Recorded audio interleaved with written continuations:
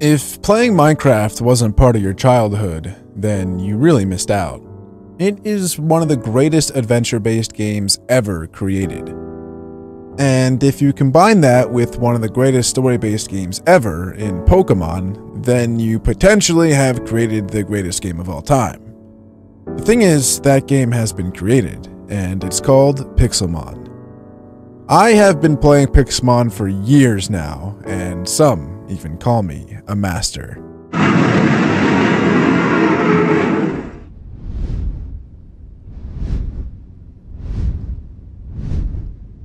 Today, my journey continues. I'm going to be playing another 100 days in Pixelmon. Now, I've already done this 2 times before, and I've set myself a lot of goals that I've already accomplished, but there's one in particular that I will try to finish in these next 100 days. That goal is to complete the full Generation 1 Pokédex. The reason it's been so hard is there are so many legendaries and really rare Pokemon that I had to capture. I only have a couple Pokemon left, and those are Porygon, Mew, and Mewtwo. So if I don't accomplish it in these next 100 days, then I am a horrible Pokemon trainer. If you guys didn't know, I'm actually playing this adventure on the PokeSmash server. The server offers a ton of custom features, such as 8 gyms, a safari, battle towers, tournaments, a war zone, where you can steal other people's Pokemon, a Poke Hunt, Pokemon Hunger Games, amazing custom Pokemon textures, and there's so much more that it offers. And another side goal that I would like to accomplish in these next 100 days is to beat another gym. I did that in the first 100 days, and now I'd like to do it again in the next 100 days. My last side objective is to go to the Ultra Space Dimension. This is a dimension where Ultra Beasts and other legendary Pokemon spawn. It's kind of spooky, but it should be a lot of fun. If you guys do enjoy this video, be sure to go ahead and subscribe. Only 16.5% of the people who watch my videos are actually subscribed. Anyway guys, enjoy the next 100 days. The very first thing that I did in my next 100 days was take off my Team Rocket chestplate. It was given to me early on in the series, and I think it's time to rid myself of this disgusting armor. The very next thing that I did was check out the town, because I told you guys to come build around my town, and, well, I found that there was a lot of stuff. It maybe wasn't the greatest stuff, but there was a lot. Also, my Pokeball got destroyed. It seems that I forgot to claim this area, and, well, people thought it'd be funny to destroy my Pokeball. I guess that's my fault, though. I do have the /fly command, but I just thought it was a lot cooler to fly on Moltres, so I decided to fly on him to give me a nice tour of the new town. And I was actually really surprised and really happy with all of the builds that you guys built in the town. Honestly, I did not realize how much of an impact me saying that if you went to /warp Siren would have. And I was just really overwhelmed with all of these builds. And even some of them were amazing, like this build right here. But again, if you guys do want to build near my house, feel free to do so by going onto the Charizard server and going to /warp Siren. That is how you will get to this town. There's so many houses that are not done being constructed yet, and once they are, I feel like the town is just going to look so much better. There's even floating islands that still need to be completed. And once everything is, I think that this town is going to be the best on the server. But anyway, after the last couple of 100 days, all that I really did in those was catch a ton of Pokemon, and I really wanted to take a break from strictly catching Pokemon. But before I went out on my journey, I actually found a little shrine that somebody put in the backyard of my house that says, "Hope this can help you on your adventure to Siren from No Dad Derek." And after I opened it, I was really happy with what was inside. Now, normally I don't take handouts, but I was really low on Pokeballs and some other items.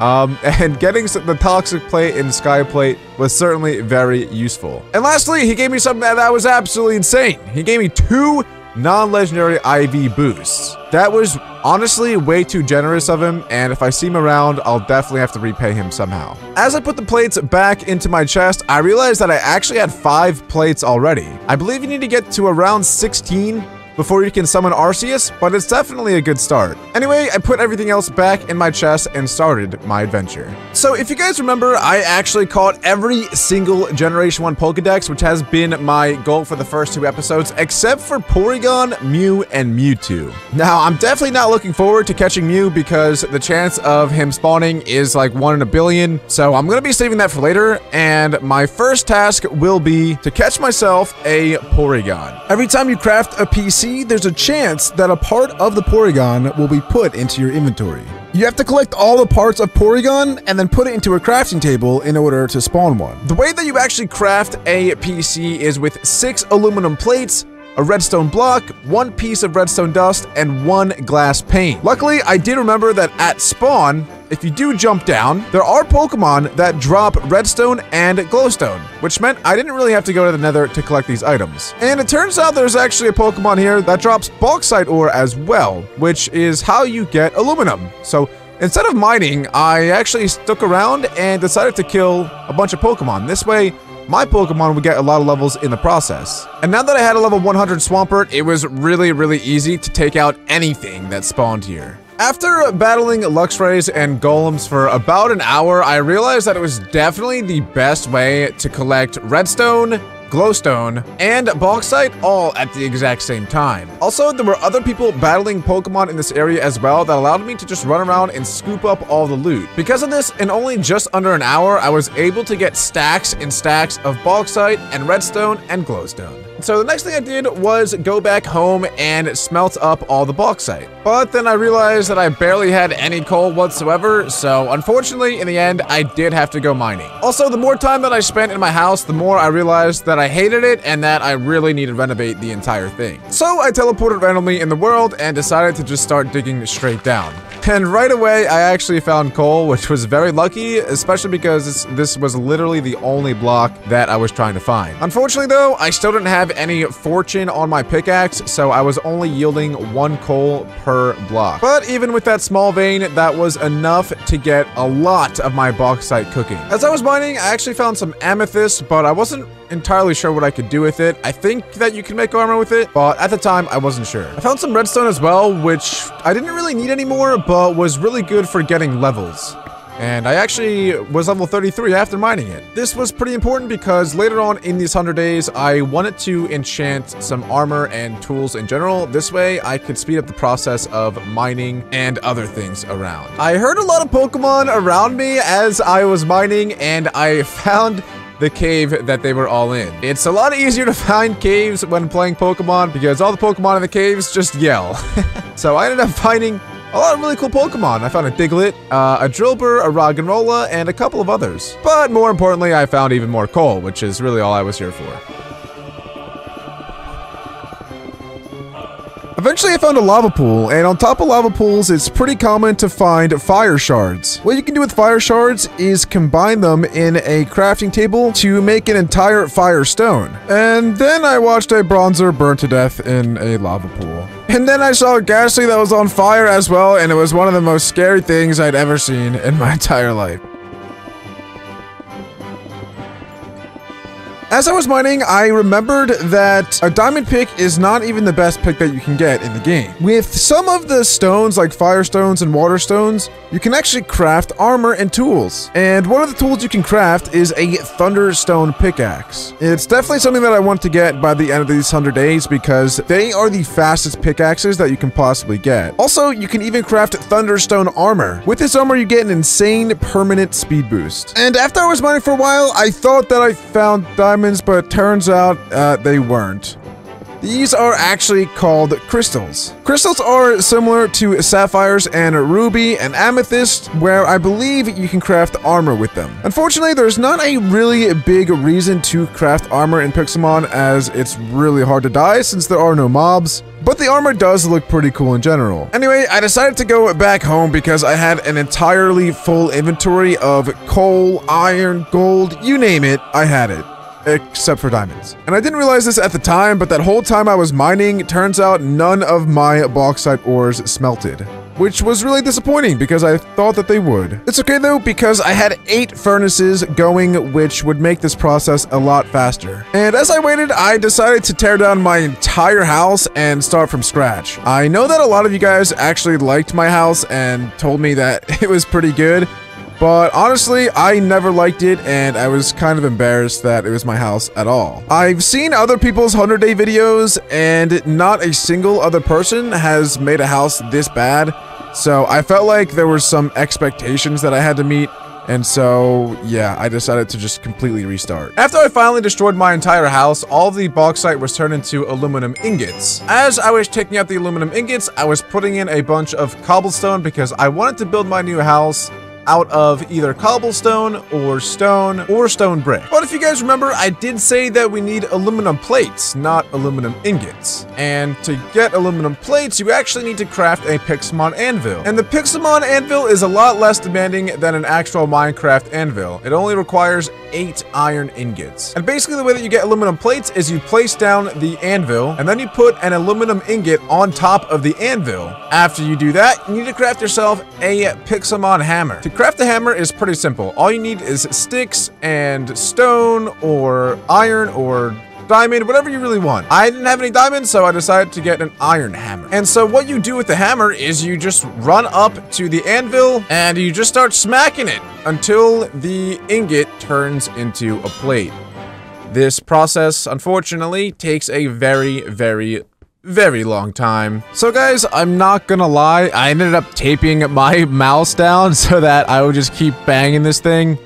I did go through quite a few of iron hammers, but the tape was very helpful. You can call that cheating if you'd like. But after a very long time of doing this process, and about 5 iron hammers later, we actually ended up doing pretty well. We now had 3 stacks of aluminum plates and a little bit left over, along with some more aluminum ingots, but I really just did not feel like hammering away anymore. So I decided to get all my glowstone, all my redstone, all my glass, and start crafting a bunch of PCs. So the first thing to do was to craft a bunch of glowstone blocks, and I realized that it only made 20, which made me quite sad, but it is what it is. So then I made all of the glowstone blocks into redstone lamps, and then proceeded to craft myself a ton of PCs. The crafting recipe was pretty simple. I just did not realize how much glowstone I would actually need, and turns out I'm going to need a lot more if I want to make up for all of the extra aluminum plates. But anyway, this was only enough for 20 PCs. And what I didn't realize was right after I spawned in the PCs, the Porygon bodies went straight into my inventory. This was something that I'd never done before. I've actually never gotten a Porygon, so I was a little bit confused. So I decided to right-click this thing on the ground, and nothing happened. So I did a little bit more experimenting and made a couple more PCs. I wasn't able to make many more, but it was enough to get myself a Porygon head, and now things started to click with me. In my first 16 PCs, I managed to get 2 Porygon bodies. And the last 4 that I crafted, I got a Porygon head. I tried putting both of them in the crafting bench, but unfortunately, it didn't do anything. I wasn't entirely sure what to do with them. So after I talked to chat a little bit, it turns out that I was still missing the tail and the leg. So after all of that work, I was only halfway through getting a Porygon. And the main thing that was holding me back at this point was the lack of glowstone. And so I guess the best way to get glowstone would be to actually go to the Nether. And so I asked chat if anyone had another portal I can use, and a lot of people said yes. Thanks to C. Dinger, I was able to go to the Nether very easily. And not too much longer, I actually managed to get 2.5 stacks of glowstone. Now, I don't know who told you guys that killing Pokemon under spawn was the fastest way to do it, but they are a liar. But that still probably is the fastest way to get bauxite and redstone. Anyway, the next thing I did was pretty obvious. I made a bunch more glowstone. Then I turned a bunch of that glowstone into redstone lamps, and then I realized I needed more redstone. After sitting here for a little bit, I realized that the best way to get redstone probably was actually to mine. So then I RTP'd and went mining again. Then I found redstone, but not just a little bit of redstone, a ton of redstone. There were like 5 different pockets in a really close cluster. I got really lucky. And this was basically all that I needed in order to continue crafting more PCs. This time around, I was only able to make 16, and I wanted to take them one at a time, just for more anticipation purposes, because last time I just yeeted all of them together and it seemed to work pretty well, but I wanted to see if I would get lucky doing them one at a time. I was about halfway through grabbing all the PCs and did not get lucky a single time and didn't get a single part, so when there were 6 left, I decided to yeet all of them in my inventory, and I got a leg and a body. So now I have 1 Porygon head, 3 Porygon bodies, and 1 Porygon leg. The very last thing that I needed was a Porygon tail. Now I still did have 51 aluminum left, so I got smacking. After smacking away for a while, I did manage to get all the aluminum ingots into aluminum plates, and so I finished the rest of my PCs. I could only make 8 more, and I decided to eat all of them at once, because that is what was working for me. So, with a little bit of luck, I didn't get lucky at all, and I only got 1 more Porygon leg. You see, the reason I didn't try to get a Porygon in the first 200 days was for this reason exactly. I knew it was going to be a long, tedious, and long process. And so, I went back to spawn to kill a lot more iron golems, to get more aluminum, to make more aluminum plates, to make more PCs. I couldn't be bothered to sit there as long as I did last time, so I only got 56 aluminum plates this time, and when I went to go craft my PCs, I realized that there was a Mudsdale that was twerking in my face, and then it got embarrassed and ran away. What I didn't realize at the time was I actually got a Porygon tail a long time ago, and it's actually in my inventory, as you can see right there. Looking back at this footage now, I am so triggered because I ended up making so many more PCs for no reason at all. I actually already had everything I needed to make a Porygon, but I spent a lot more time making a lot more PCs. And after I crafted and crafted and crafted, I was so happy, I was ecstatic. I actually finally got myself a Porygon tail, which means that I was able to craft a Porygon. This is like the only Pokemon that I know of that you can actually craft. I was so excited for this moment. It took days and days and days and days of grinding to finally get this Porygon. So I went ahead and put all of the parts into the crafting table and got myself a Porygon. And boom, there it was. It spawned a wild Porygon. Now it was time to catch it. I took out some Pokemon from my PC, and as I realized that someone sent me a freaking Groudon, which was absolutely outrageous. People also sent me a Greninja called Cyrod's Frog, and a Drapion called 2Cyrod. But anyway, I got some of the lower level Pokemon out. This way I could actually battle this thing without killing it. And I started the battle off with a Raichu. And so I went to go catch it and realized I didn't have any Pokeballs. So I ran away and grabbed some. I got into battle with him again and used Thunder Wave immediately as well. Then again, I switched into Blastoise and hit him with the Water Pulse. I really wanted to make sure that I didn't kill this thing because of how long it took me to get him. So even though he wasn't too weak, I decided to start throwing Ultra Balls at him. And on my very first Ultra Ball, I actually caught the Porygon. I was so happy because I feel like this was almost like catching a legendary Pokemon. It probably actually took me longer to catch a Porygon than it did to catch any of the legendary birds. So now when I go into my Pokedex and scroll all the way down, boom, you'll see that Porygon has been captured. And boom, I put the Porygon into my party and checked out its moves. It actually has a pretty good move in Psybeam, but other than that, it's not too great. When I went to check the IVs on the Porygon, I was insanely surprised. It actually had 83% IVs, which is pretty much unheard of. Not only that, but most of its IVs were in categories that it really needed, like special attack, HP, and speed. I've never really used a Porygon before though, and I wasn't sure if they're good, so if you guys could let me know in the comments to this video if Porygons are good and I should use it, let me know, and maybe I will. But anyway guys, it was time for the moment you've all been waiting for. It was time to catch a Mew. Now in the previous 100 days, I actually did find a jungle and I made it a home. So when I type in /home jungle, it actually takes me straight to a jungle, which is exactly where Mew spawns. I p-wikied Mew again to see what time of the day it spawns, and it only spawns during the day. So there was really no point for me to be here during the night. However, I haven't been in a jungle yet this entire series, so I figured I would have a look around. There were Joltics, there were Mankeys, there were Venipedes. There was a whole bunch of unique Pokemon that spawn here. here. But I was only after 1. One thing that I was worried about though was even if a Mew does spawn, I wasn't even sure if I'd be able to find it because Mews are really tiny Pokemon and this jungle is full of trees and vines and bushes and a lot of things that make it really challenging to find specific Pokemon. After days and days and days of literally just sitting in the jungle, I realized that a vote party was about to happen. And when vote parties happen, there's a legendary that spawns at spawn. So I went to spawn to go look for a legendary, but I had no clue where to look, to be honest. And normally these legendary Pokemon get snatched up really quickly. After a little while of searching, I realized that still nobody actually found any legendary Pokemon. And to my surprise, I found a Mew. This was absolutely insane and probably the luckiest thing that's ever happened to me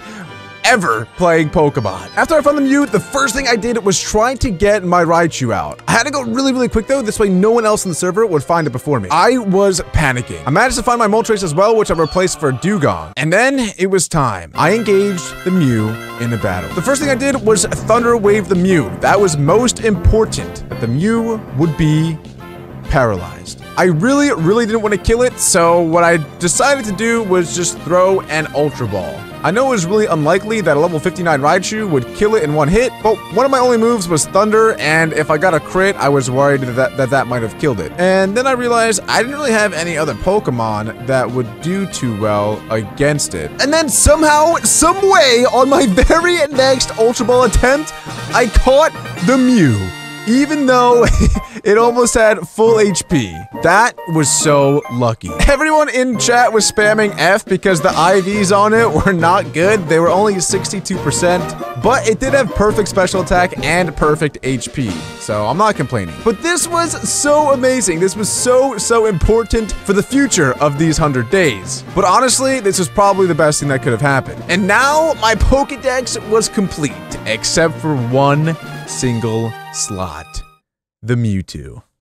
Before I decided to try to take on the Mewtwo, I wanted to do something a little bit different. I wanted to take my mind off things because I felt like I was rushing. And so what I decided to do was gather a team that would be good against the ground gym, which is the second gym. Finally, after waiting a little while, my challenge was accepted. And so I brought my team of Swampert, Dragonite, Porygon, Articuno, Dugong, and Cloyster. Obviously, I did bring a lot of ice-type Pokemon for this one, since ice is super effective against, I think, all of them except for Swampert. So he isn't hit Hippowdon. I'm gonna go for an Icy Wind. It's really not the best move, but it is super effective, so it should do a decent amount. Unfortunately, my Icy Wind does not do as much as I was hoping it would, but luckily my Dugong did end up killing his Hippowdon. However, my Dugong was very weak and poisoned, so this was not good at all. He then went to a Gliscor, which is ice is ×4 effective against it. So obviously I went straight into another ice Pokemon.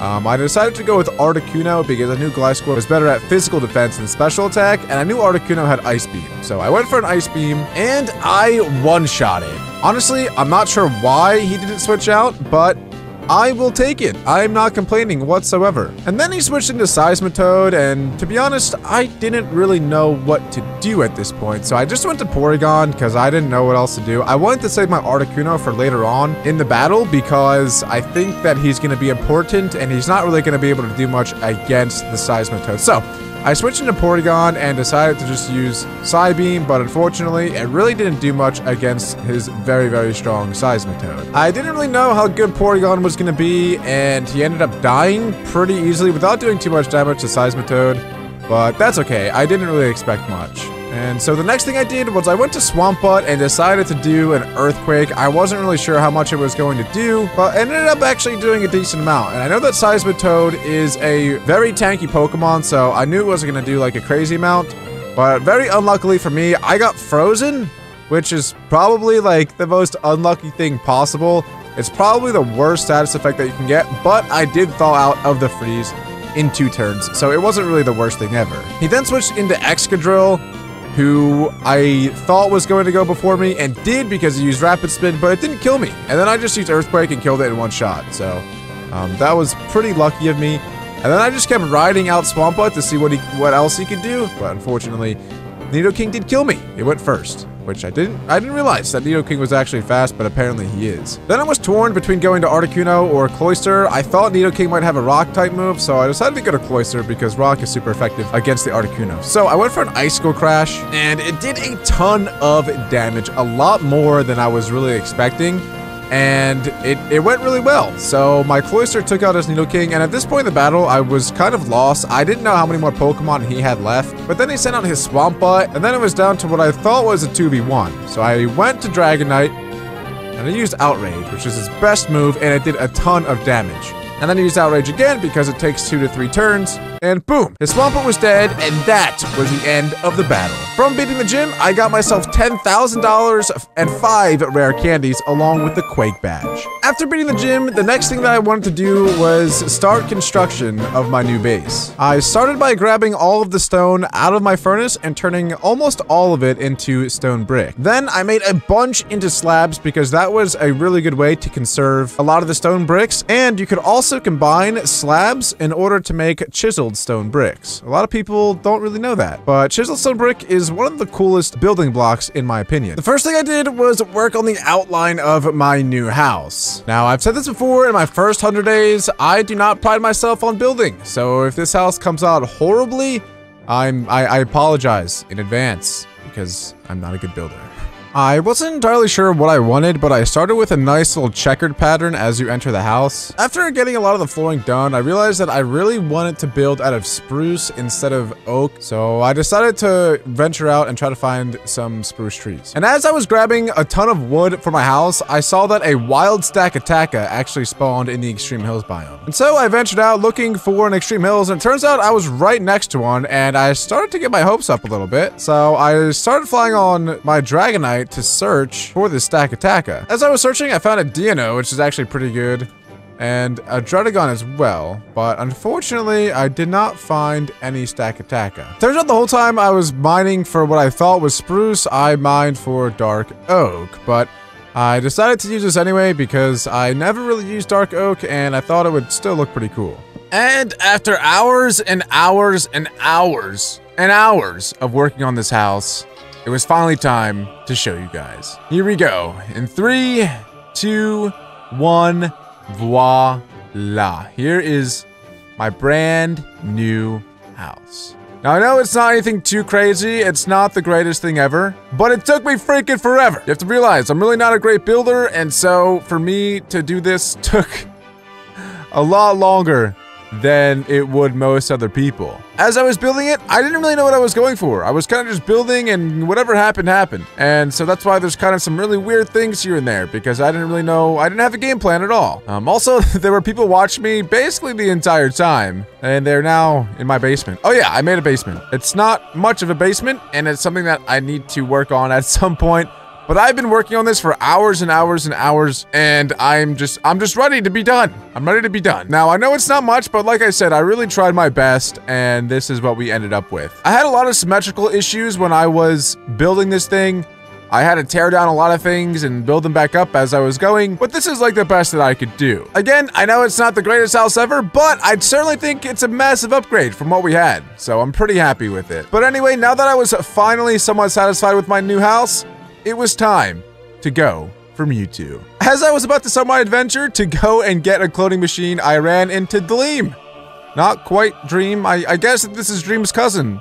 Hello, Dream's cousin. But anyway, in order to get a cloning machine, you have to get a ton of obsidian and a ton of diamonds. Someone actually gave me these 14 diamonds, so I decided to put them away and get all of my diamonds legit. Before I went out, I asked some friends if they had some lapis so I could enchant. I swear I've mined lapis before, but I just couldn't find it in my chests. So in order to get a cloning machine, you actually have to get 2 fossil machines and convert them into cloning machines. And in order to get fossil machines, you basically just have to have a lot of bauxite, redstone, obsidian, which I pretty much already had. But in order to convert them into cloning machines, that is when you had to have a ton of obsidian, aluminum plates, emeralds, gold, and a couple of other things. But kind of similarly to how beacons work, you actually have to add blocks to the cloning machines in order to get a better chance of spawning Mewtwo. So, for example, you could add iron blocks to the cloning machine, but that only gives you like a 5% chance of Mewtwo spawning. But if you get 3 diamond blocks, that ups the chances up to 37.5%. Now, obviously the Pokemon that we are going to clone is Mew. That is the only Pokemon that you can clone in order to hopefully get Mewtwo. Now, it is really risky trying to do this because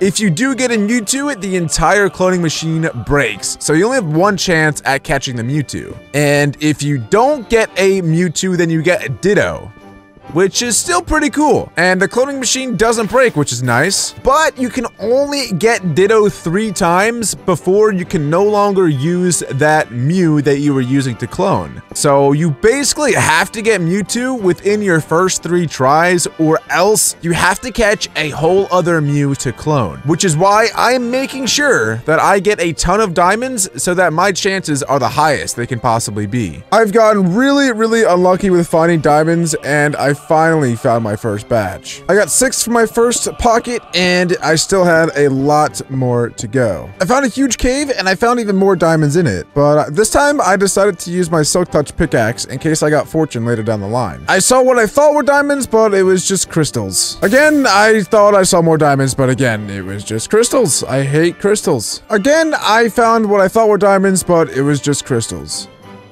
I'm just kidding. I knew they were diamonds. I was just trying to trigger some people. Now we had 7 diamond ore and 6 diamonds. Then I found, again, more crystals, which I thought were diamonds, but they weren't. Ah, just kidding again. I know they're diamonds. So again, I used my Silk Touch pick to pick these guys up.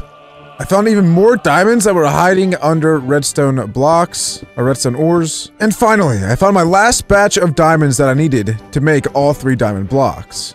Again, I decided to mine them up with my Silk Touch pickaxe in case I got fortune. After messaging with Emilio a little bit, he told me that he had a Fortune 3 book that he was willing to sell for 1K. I TP'd to Slippy so that I could use his anvil to combine my Diamond Efficiency 3 Unbreaking 3 pickaxe with the Fortune 3 book. And there we go. I now have a diamond pickaxe named Glizzy Goblin that is really solid. And so I went back to my home, placed all of the diamond ore that I had just found, and I mined it up with the Glizzy Goblin. Comment down below how many diamonds you think I would get from 24 diamond ore. If you get 62 diamonds, you would be correct. We already had 6 in our inventory, so we really got 62.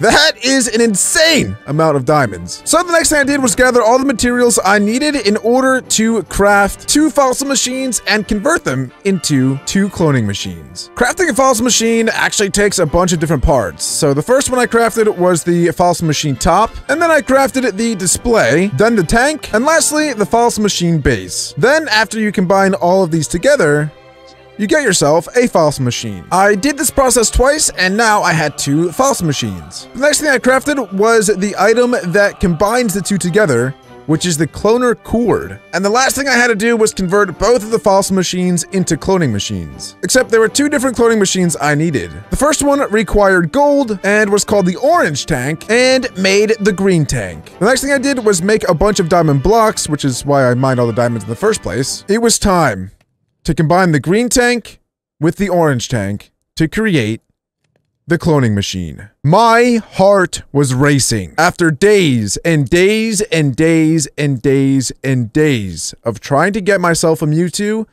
the time was finally here. I decided to put the cloning machine right inside my house. And there were the words, "Insert Mew." My heart was racing. I searched my PC so I could go find Mew. And there he is, level 50. I right-clicked the machine, Mew was inside. Then I put 3 blocks of diamonds inside the orange tank. 1, 2, and 3. And I waited as the machine processed. It would only take a couple seconds before we would know if I got myself a Mewtwo or a Ditto. And I could not believe my eyes. As the Mewtwo was growing and growing and growing inside of the clone machine, it broke the entire machine. The machine was broken. never to be used again. And immediately, I challenged the Mewtwo to a battle. I took no chances whatsoever. I went straight to my bag, went to the Pokeball, and used my one and only Master Ball. The Mewtwo stood no chance. There was nothing it could do. It was mine. And just like that, I captured, potentially, the most powerful Pokemon in the entire world. A Mewtwo. And that was it. That was my biggest objective of this entire series. Completed. The entire Generation 1 Pokedex. As I looked at my Pokedex, I could not be more proud. I have never done this before. Every single Generation 1 Pokemon I had captured. This was a sight to behold. Although it does say I didn't capture Vaporeon, I literally have one in my PC. I think it's because it's from the egg. I hatched an Eevee from an egg and then I evolved it into Vaporeon.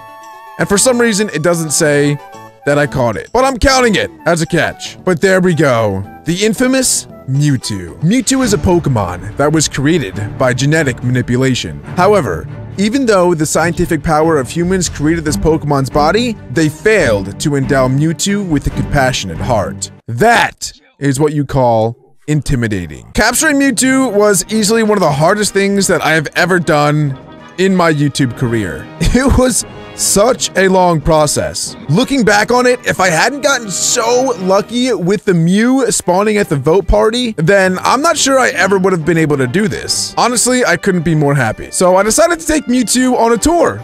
A tour of the most amazing town in Pokemon history. I think it's safe to say that he wasn't too impressed. I only had 19 rare candies at the time, so I decided to go to Warp Crates and open a ton of Vote Crates. And there we go, I got 3 more, 6 more Ultra Balls, another 3 more rare candies, and a random Pokemon. But there we go, I now have 28 rare candies after voting, and what I decided to do was put all of those on Mewtwo. His moves were pretty trash, and so after I got him level 100, I decided to go to the mart and get him some better TMs. After applying all these moves to Mewtwo, he was now a beast. Now that I had 3 Pokemon I was really happy with and confident in, I decided to go to the Battle Tower. The Battle Tower is an entire tower of trainers that will challenge you in 3v3 battles. So I talked to the dude with the really awesome mustache, but as I was going to challenge it, apparently Mewtwo is literally too good to challenge the Battle Tower. I don't think you're allowed any Uber tier Pokemon. So I tried my luck with Zapdos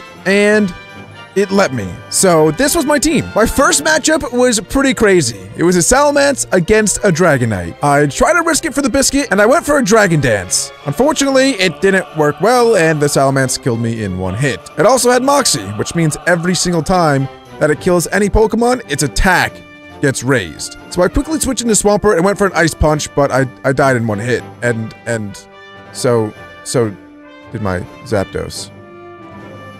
One thing I realized is none of my Pokemon had any items on them, and I think that was a big problem. I didn't have the best items back at home, so the only thing I could really do is put a Scope Lens on Zapdos, which increases critical chance. I put a Muscle Band on Swampert, which increases physical damage by 10%, and then I put a Dragon Fang on Dragonite, which increases Dragon-type moves by, I believe, 30%. And now I was ready to challenge the Battle Tower again. This time, I started off with Zapdos because Dragonite really didn't work well, and I kind of want to save Swampert for another Pokemon. Unfortunately, the camera angle for this wasn't too great, but I started off with the Drill Peck, which is super effective against Hariyama, and then somehow he killed me in 1 hit. I was pretty sure the move that he used was an Ice move, which is ×4 effective against Dragonite, but I was really just hoping that Dragonite could kill it in 1 hit. Unfortunately, he switched into Hippowdon, but actually, it worked out pretty well. I continued to use Outrage with Dragonite, and it worked incredibly well. Things were looking good. And boom! Outrage killed his last Pokemon, and we beat the first trainer in the Battle Tower. We were then asked if we wanted to continue in the Battle Tower, and of course I did. So the next trainer's first Pokemon was an Emboar, and of course I was going to Drill Peck the Emboar as it is super effective,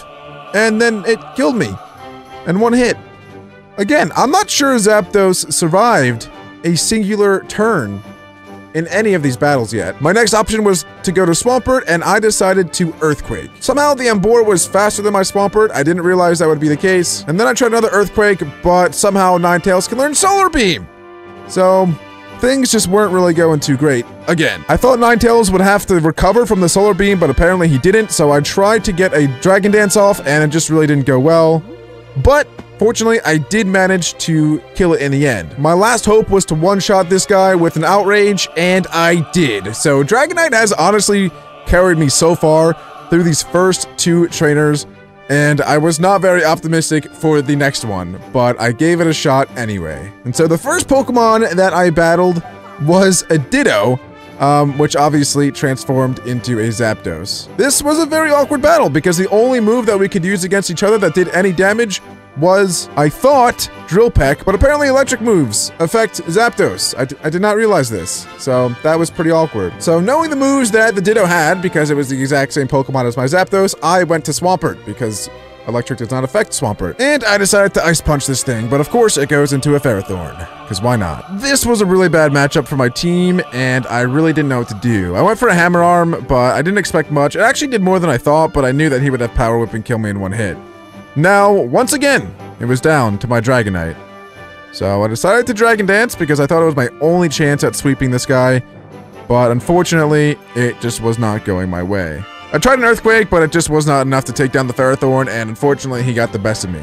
But that round was a little bit better. We actually made it to the 3rd trainer, which I guess I'm sort of proud of. So the last thing I decided to do in my 100 days was go to the Ultra Space Dimension. The way that you do that is you have to have either a Lunala or a Solgaleo. Obviously, I didn't have either of those, but Slippy did. So he threw out his Lunala, and he made a wormhole for me. And so I hopped on my Zapdos and I flew in. As you can see, there's a lot of fog everywhere. Gravity is very, very low, and the biomes are so weird. This area is really, really cool though. There's a lot of really rare Pokemon that spawn here, along with the Ultra Beasts. I don't think any of the Ultra Beasts are obtainable in the overworld. You actually have to be in the Ultra Space Dimension for them to spawn. I couldn't really see much, but I thought that I saw some land, so I decided to take a leap of faith and jump into the abyss. Luckily, as I fell down very slowly, I did land on land, and this was actually a really, really rare shrine. This is a sacred area, a sacred temple, where you can spawn in Giratina. It is incredibly, incredibly hard to get the items needed in order to spawn this in. It's even harder than spawning in Mewtwo. Obviously, I was nowhere near spawning in a Giratina, so I decided to keep moving and keep hopping to different islands. It was actually pretty fun. In the middle of the Ultra Space Dimension, I literally just found a random end dimension structure. I don't know what these things are called, but I figured I'd give it a little exploration. Then I found this really cool biome. I don't even know what blocks these are. I broke one and then it just broke like glass. I checked to see what biome this was, and it's called the Ultra Deep Sea. I set a home here actually called UDS, which stood for Ultra Deep Sea.